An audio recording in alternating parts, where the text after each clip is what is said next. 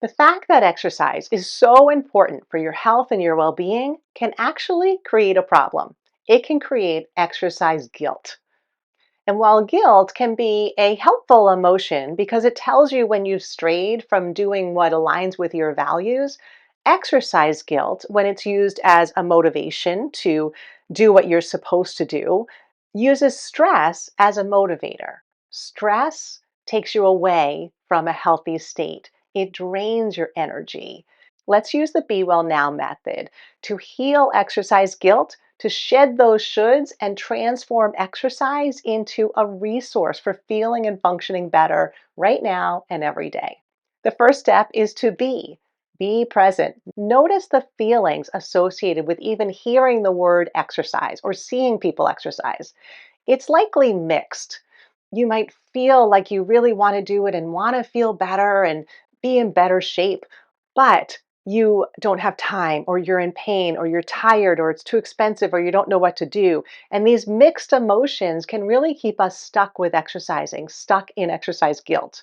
Respond with kindness to that mix of emotions and just know that there is a way out. Just acknowledge what comes up when you hear the word exercise, when you exercise, and that wide range of emotions that are there.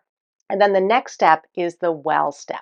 This is where you take a moment to get really clear about what you really want, your definition of what it means to be well. That is the precursor for being healthy. Health can be measured by external results.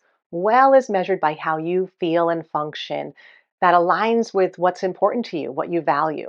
So define your well vision. Get to know your core why and those real results that clarify how you want to feel and function from exercising. Those results are internally guided, they are value driven, and they are immediate.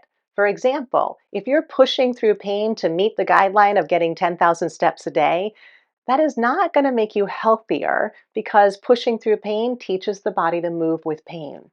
Only moving in a pain-free or pain-reducing range will teach your body how to move without pain. So use the guidelines as a guide, but use that internal guide of what's important to you and how you feel and function now as the ultimate guide of what to do and how much is enough.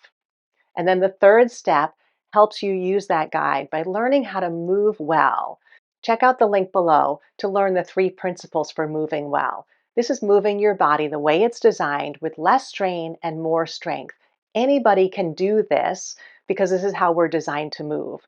And when you use these principles to move for strength, stamina, and mobility so that you can feel and function better now in the way that's important to you for your future, we clear exercise guilt. We shed those shoulds, and exercise becomes a resource for whole person self care. Feel the difference at exercisingwell.com.